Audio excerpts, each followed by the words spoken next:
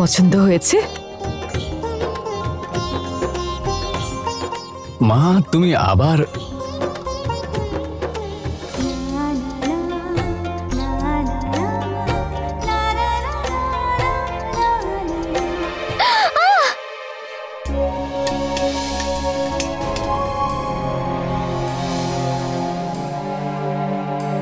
মা কি হলো?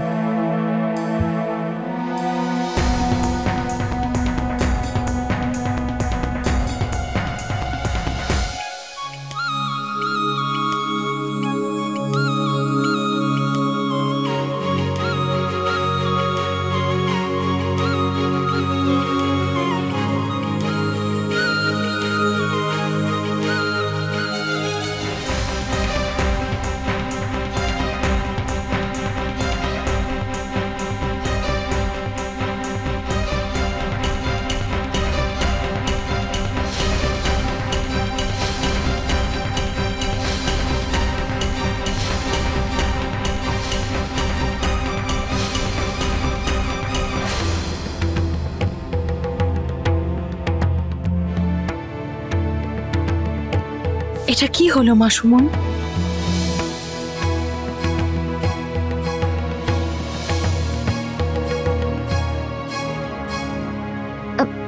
কিছু না মা, ওই শুধু প্লেটটা হাত থেকে পড়ে গেল। নিশ্চয়ই করণ কিছু একটা করেছে। এসব কি বলো তো মা? কিছু হলেই সঙ্গে সঙ্গে দোষটা আমার ঘাড়ে চেপে যায়। এবার প্লেটটা ওঠা আর কিচেনে রেখে আয়। কার্তিক দাদা, আপনাকে কর্তাবাবু ডাকছে। আমি আসছি। তোর হাঁ করে কি দেখছিস?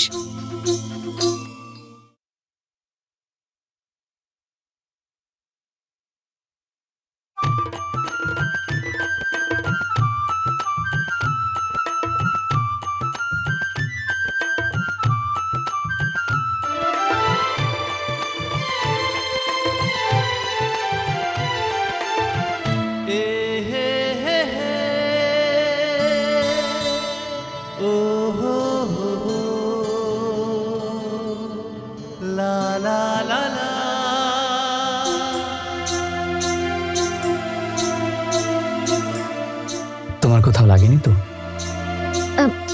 না,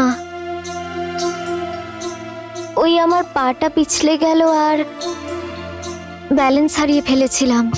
ডোন্ট ওয়ারি, যতক্ষণ আমি তোমার সঙ্গে আছি তোমাকে পড়ে যাওয়া থেকে বাঁচানোর দায়িত্ব আমার।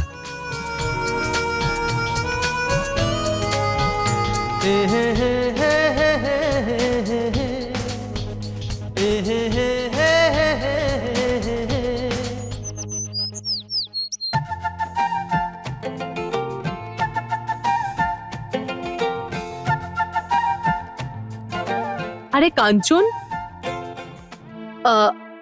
তোর ওই বান্ধবী আছে না সুমন, ও কি টিকু আর রকির বয়সী?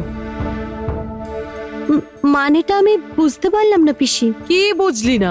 দেখলি না কিভাবে কার্তিকের উপরে জল ঢেলে দিল? বিদ্যা, তুই কেন সব কথায় এত রং চড়াস বলতো?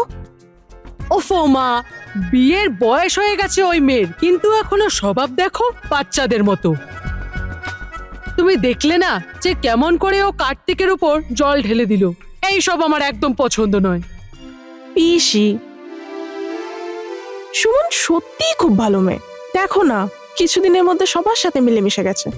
এই কথাটাই তো আমি বুঝতে পারছি না, এত কম সময় কি করে সকলকে আপন করে নিয়েছে। আর ওই কাদম্বরী বৌদি না একটু বেশি মাথায় তুলে রেখেছে। চুপ কর তো এবার। কথায় আছে না, অলস মস্তিষ্ক শয়তানের বাসা। নিজের মাথাটাকে কাজ করা, উল্টো পাল্টা ভাবনাগুলো বন্ধ কর। কি গো মা, খালি কাজ কাজ, আসার পর থেকেই কাজ দিয়ে যাচ্ছ। বাপের বাড়ি এসেও খালি কাজ। আমি এসব পারবো না। ওই আমার মাথা খুব ব্যথা করছে, আমি গিয়ে একটু বিশ্রাম নিচ্ছি। আরে এই মেয়েটাকে নিয়ে আমি যে কি করি।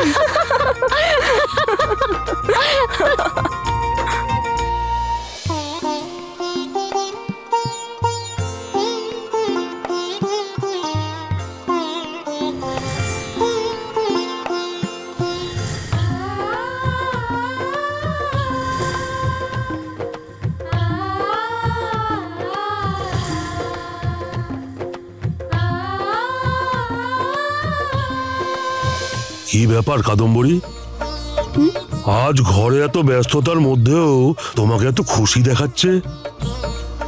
এটা কি তোমার বড় ছেলে ফিরে আসার জন্য নাকি অন্য কিছু?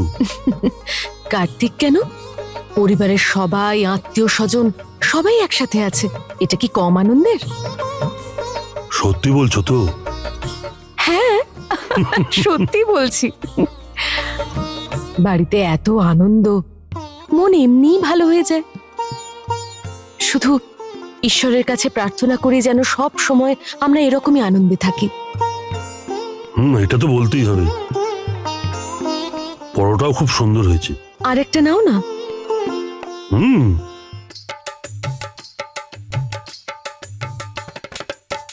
সামনে মেয়ের বিয়ে, অনেকগুলো কাজ আছে, তুমিও একটু খেয়াল রেখো। কেন? আমার কি দরকার খেয়াল রাখার? ঘরে এত লোক, সবাই মিলে সামলে নেবে। তার মানে তুমি কিচ্ছু করবে না? এটা আমি কখন বললাম কাদম্বরী? আরে কোনো ছোটখাটো কাজ থাকলে আমাকে বলো, আমি করে দেব। যেমন এই পরোটা খাওয়া।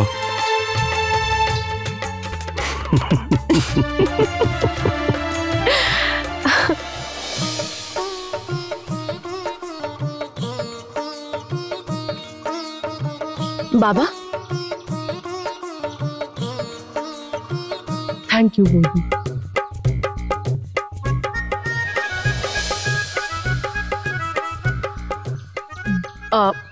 বাবা, আমি বলতে চাইছি যে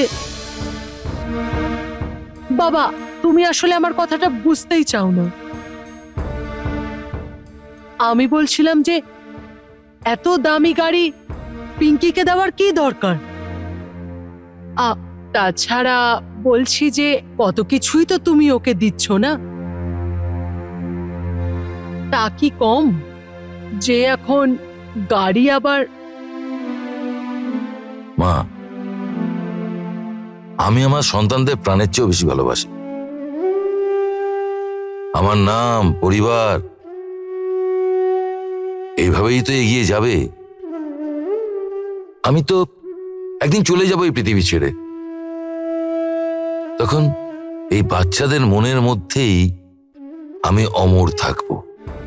হ্যাঁ, কিন্তু পিঙ্কি তো মেয়ে, তাছাড়া অন্যের ঘরে চলে যাবে। পরের ঘরে যাবে, সেই জন্যই তো আমরা ওকে এত ভালোবাসি।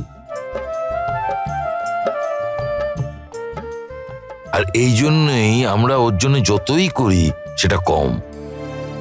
ঠিক আছে বাবা, কিন্তু তা বলে এত চুপ কিছু? কর বিদ্যা।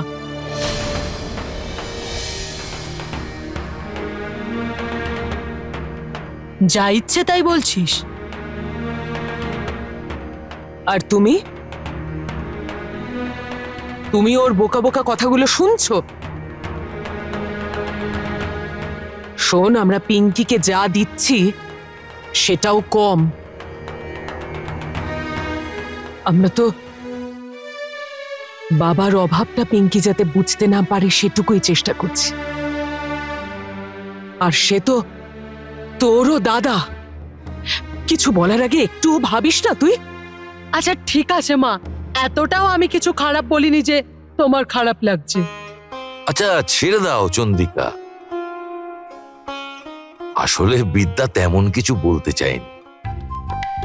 তুমি ওকে আদর দিয়ে দিয়ে মাথায় তুলেছ। আচ্ছা ঠিক আছে মা, ক্ষমা করে দাও এবার। আপনারা এখানে বসে আছেন, কোথায় কোথায় আপনাকে খুঁজে এলাম। পণ্ডিত মশাই আপনার জন্য অপেক্ষা করছেন। চলুন, চলো। চলো বিদ্যা, আরে আসুন তুমিও চলো। না।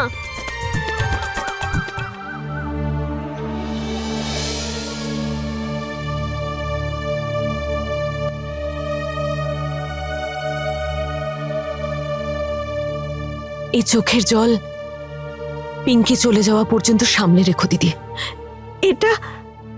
এটা তো আনন্দের চোখের জল।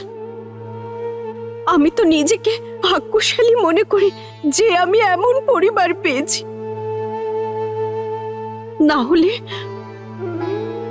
উনি চলে যাওয়ার পর তোমরা যদি না থাকতে তাহলে আমি একেবারে ভেঙে পড়তাম।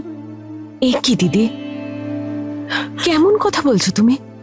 তুমি এই ভেঙে পড়ার কথা বলো না। এখন তো জোড়া লাগানোর সময় দিদি। নতুন সম্পর্ক গড়তে চলেছে। পিঙ্কির শ্বশুর বাড়ির সাথে আমাদের নতুন সম্পর্ক হবে। শুধু হাসি মুখে আমাদের সবটা সামলাতে হবে।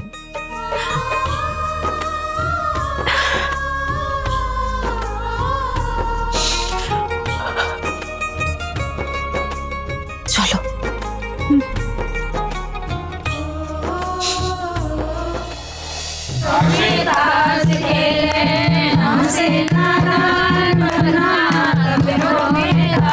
আরে আরে এ কি?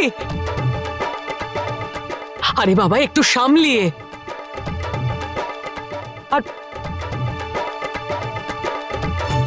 এসব কি? এত কম সবজি কেন এনেছো? কাদম্বরী, আরে বৌমা, যদি খাবার সময় সবজি কম পড়ে যায় তাহলে সবার সামনে আমাদের নাক কাটা যাবে। যত টাকা লাগে লাগুক, সবজি কম পড়া চলবে না। যাও, তাড়াতাড়ি গিয়ে নিয়ে এসো। আরে যাও। হে ভগবান, বৌমা কোথায়? আজকে দিদাকে অনেক চিন্তিত দেখাচ্ছে। এখানে নিয়ে এসো। কি হয়েছে মা? তুমি এত চিন্তা করছো কেন? এক এক করে সবাই আসতে শুরু করছে আর আমার চিন্তা বেড়ে যাচ্ছে।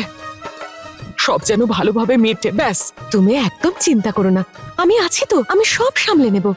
হ্যাঁ হ্যাঁ, সেই সব তো ঠিক আছে, কিন্তু আমার তো চিন্তা হচ্ছে। সারাক্ষণ ভেবে যাচ্ছি যেন কোনো খামতি না থাকে, কেউ যেন একটা কথা বলারও সুযোগ না পায়। আর তুই একা কত দিক সামলাবি? হ্যাঁ, বরং একটা কাজ করি, সবাইকে কাজ ভাগ করে দে। আর হ্যাঁ, যদি কেউ কোনো ভুল করে তাহলে আমি তাকে বকার সুযোগও পেয়ে যাব। আর যদি আমি ভুল করি তাহলে তাহলে বৌমা। আর আজ থেকে তো গান বাজনাও শুরু হয়ে যাচ্ছে।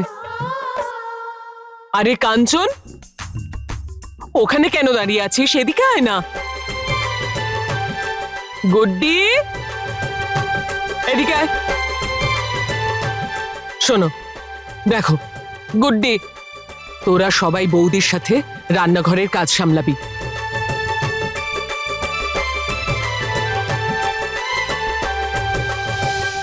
যেন কোনো ভুল না হয়, ঠিক আছে? আর গুড্ডি, অতিথিদের আপ্যায়ন করার দায়িত্ব তোর। হ্যাঁ দিদা, তুমি একদম চিন্তা করো না। আর আমি?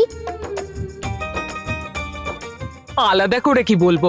আরে বাবা, বাড়িতে অনুষ্ঠান, এত কাজ আছে, কিছু একটা খুঁজে নিস। চল যাই। গুটি, এদিকে, ওদিকে না। দিদা, আর আমার জন্য? তুই তো ছেড়েই দে সোনা, কাজ করার থেকে তো পণ্য করবি বেশি। শ্যাম বাহাদুর। হ্যাঁ, আসছি। আরে দাঁড়াও, তোমাকে ডাকছে না, ওই চাকর শ্যাম বাহাদুরকে। সব কথায় এত রিয়াক্ট করো না তো, চুপচাপ বসে থাকো।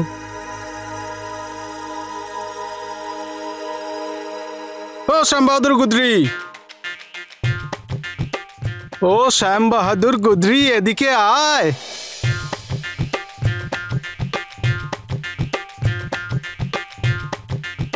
এই শ্যাম বাহাদুর, এদিকে আয়।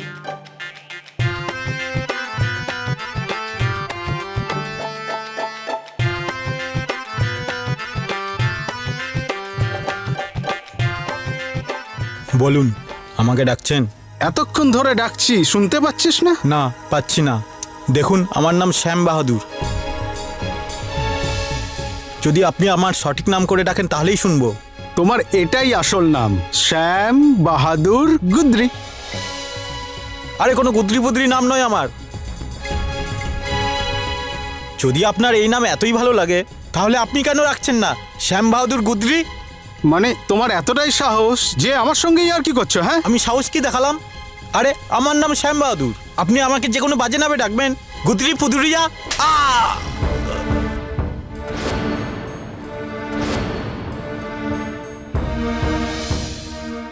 অসভ্য, চাকর হয়ে মালিকের সাথে দুর্ব্যবহার করছিস। এরকম যদি আর কখনো দেখি না, বাড়ি থেকে বের করে দেব।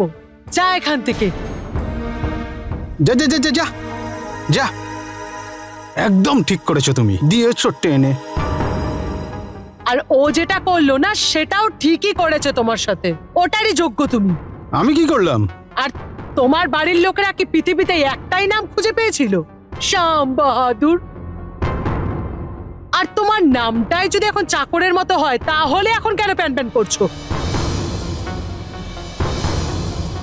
কর্তাবাবু, আমি ভেবে নিয়েছি এখানে আর থাকবো না। এই ঘরে প্রত্যেকটা মানুষকে সাহায্য করি, সবার কাজ করি, তার মানে হেতু নয় যার যেটা মন চায় সে সেটা করবে। আমি আর এখানে থাকবো না কর্তাবাবু, আমি চলে যাব। তোর মাথা খারাপ হয়ে গেছে শ্যাম বাহাদুর। আরে বিয়ে বাড়ি, এরকম ছোট ছোট ঘটনা ঘটতে থাকে। কর্তাবাবু, উনি আমাকে থাপ্পড় মেরেছেন। এই জন্যে তুই নিজের ঘর ছেড়ে চলে যাবি?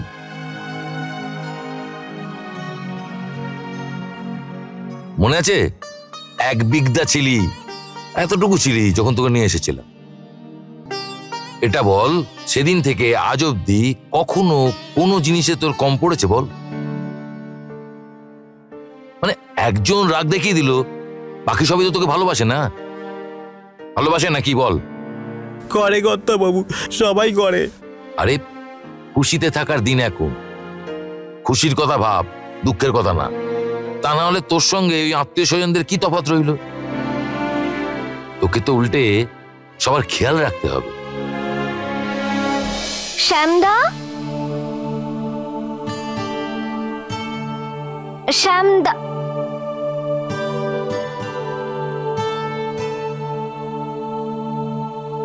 শ্যামদা তুমি এখানে?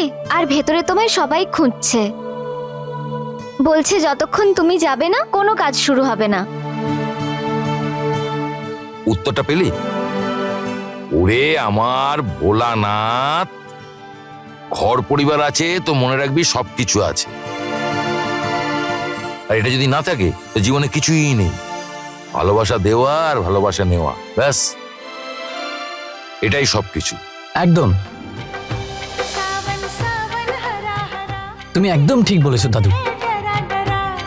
ভালোবাসা নাও আর ভালোবাসা দাও।